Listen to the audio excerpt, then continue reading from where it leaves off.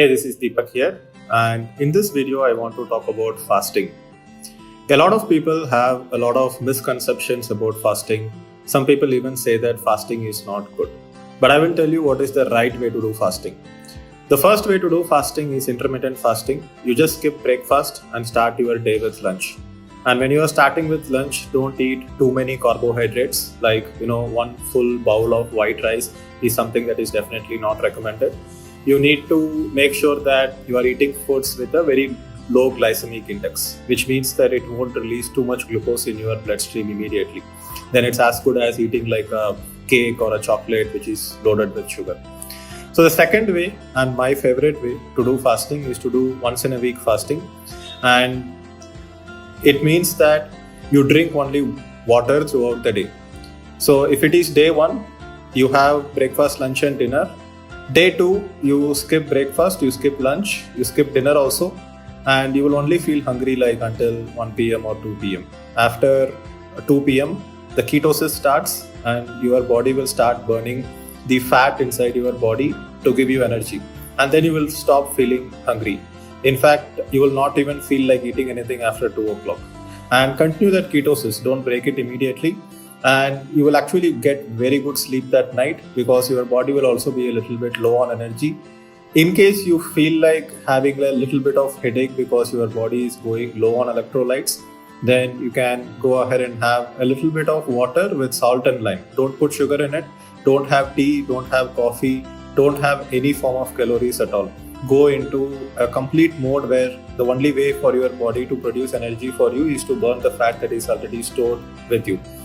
So sleep, and then next day morning automatically you will wake up by 6 a.m. You will feel great, you will feel fresh. Do some work and then break your fast by 10 a.m. And when you are breaking your fast by 10 a.m. on day 3, do not eat idli, dosa or any carbohydrates. Drink like a smoothie. The smoothie can be something like a carrot banana smoothie, or you can put some nuts in it. It should not have like too much carbohydrates, right? Almost no carbohydrates. It's because your body is not ready to take too much carbs right now because you have fasted for 1 day. So the general rule is that if you fast for 1 day, then you have to be careful about what you eat for the next 1 day. If you fast for 2 days, you have to be careful about what you eat for the next 2 days, and so on. So what are the advantages of fasting like this? First of all, your body is made for this. When humans were in the hunter-gatherer times and before agricultural came, the agricultural evolution came, generally people did not have a consistent supply of food. And people used to just go from one place to another, get some fruits, berries, or whatever was growing on the trees to eat. And suddenly for a few days, they will not have any food. So the body is naturally created in such a way that you can go for a few days without food, and then you can start eating food and start storing it in your body. So it's not something that is against the natural way your body is built. And the second thing is that when you are fasting, all your dead cells in the body gets consumed.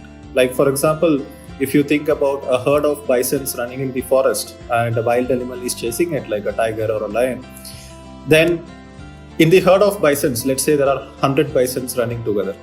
In the herd, the bisons in the last row are the bisons which are old and weak. And these old and weak bisons get attacked first if some wild animal is chasing it, because that is what is at the back of the herd. And this is done on some level intentionally and naturally also, because old and weak bisons cannot run that fast. The stronger ones start running in the front and protecting themselves against the wild animals. And the old and weak bisons die first. And that creates the strength of the entire herd. So when the herd reproduces in the future, only the strong ones will be remaining, and that is how strong genes are passed along, and that is how the herd maintains its genetic strength. So similarly, when your body has a lot of damaged cells, a lot of old cells, then your body will start attacking them first and it will start consuming them. Obviously, I wouldn't recommend exercising on the day you are fasting because you have more calories to burn, and I don't want you to burn your muscles to give energy to do the exercise. But as long as you just do nothing, just read some books, you might feel low on energy, so take rest, maybe meditate a little bit, Pick a day in the week where you are not too busy. And if you have like calls and a lot of responsibilities on that day, you will start getting a headache. So that is one thing you have to look out for. But as a general rule, if you are feeling depressed, if you are feeling down, if you are feeling lethargic, that's because you are continuously eating and not giving rest to your body at all. Once in a while, you need to give rest to your digestive system. And this one day fasting will automatically cure any digestion issues that you have. It'll clean out your entire system, and the hunger hormones that are created is actually very very healing for a lot of parts of your body. So humans are not made to eat like this, right? Today more people die of obesity in the world than starvation, and just because we have food doesn't mean that we have to keep eating all the time. So one small hack that will improve your energy levels, productivity and focus throughout the week is just to fast one day in a week. This is also great for people who have diabetes and pre-diabetes, because what happens is that whenever you eat food, first the digestive system digests it and then releases blood glucose into the sugar, and once the blood glucose is released, insulin has to be produced for that blood glucose to be absorbed into the cells. And if you suddenly eat something like, let's say you eat one chocolate truffle cake, thinking about it is itself delicious, but it's just poison to your body, because you eat something and suddenly some 500 calories worth of glucose is released in your body. What happens is that your pancreas starts secreting insulin a little bit more than required, because you cannot allow too much sugar to be in the blood, because that will prevent the flow of oxygen and other nutrients going through the body. So whenever you eat, the blood sugar gets released in the blood. It's the responsibility of the body to immediately absorb that blood sugar back into the cells, and the insulin gets secreted a lot. And because more insulin is secreted than necessary, it damages the cells, because insulin is like the key and the cells have like a lock. So insulin goes and opens up the cells to absorb the sugar. But imagine going and opening up it in a hurry, you damage the lock. So the cells over time become very resistant to insulin. It's like, imagine you are like going to a party and there is so much loud music. For the next 1 hour, you can't like hear properly, because you just we're hearing so much loud music from the party. So similarly, what happens is that the cells cannot hear the insulin. Over time, the cells get damaged and the insulin does not open the lock in the cells. And that's when the blood sugar level slowly starts going up. And the blood sugar level is high because the cells are not absorbing the insulin as it is supposed to be. And then if you go to a doctor, say that you have diabetes, the doctor will not recommend you fasting. And somehow in the medical community, nobody is recommending fasting for some reason. And the doctor will give you something called metformin. And metformin is something that will increase the absorption of the sugar back into your cells.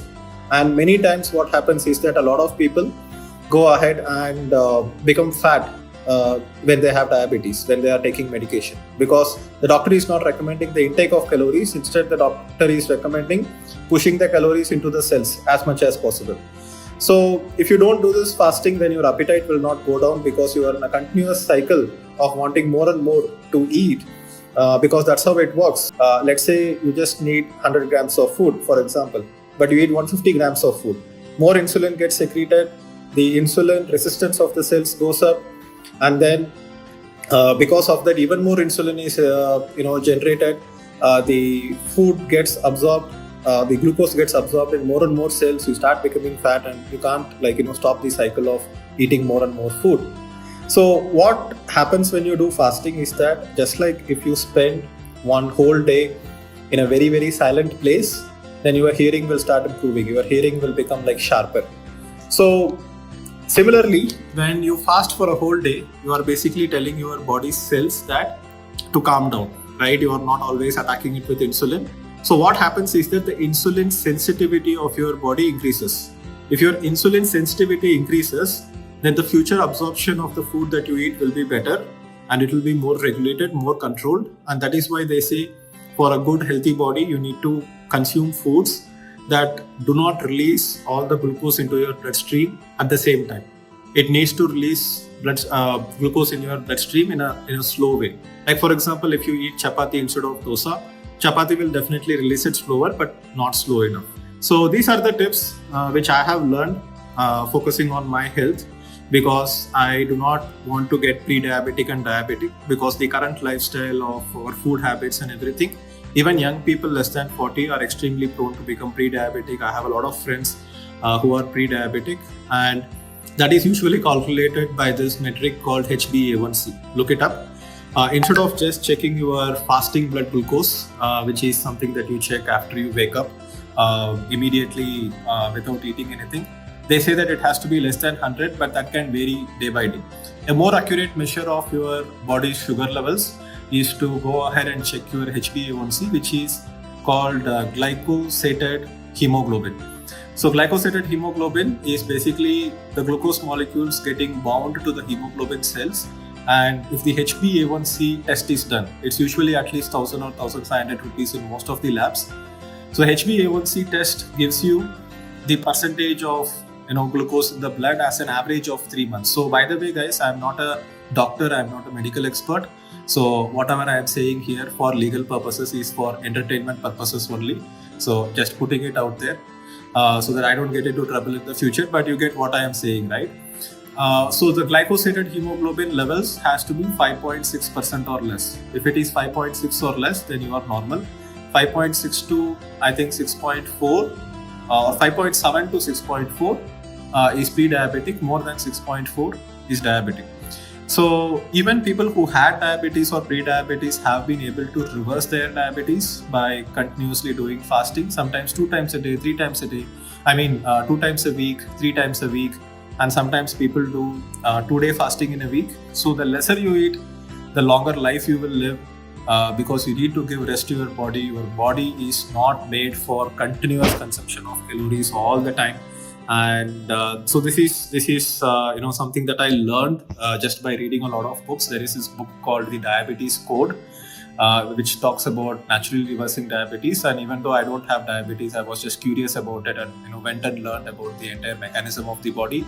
Another book that I read, which was very interesting, was called Master Your Metabolism, which also talks about, if not fasting, at least eat a very, very light dinner and never eat dinner after 7 p.m. So I'm making this video today because yesterday I did a full day fasting. Actually, I did it day before yesterday, and yesterday I broke the fast. And I already feel great for the week. And I'm here at 6:30 a.m. in the office, getting my day started. And I thought I will just put out this video for the benefit of everyone in my channel.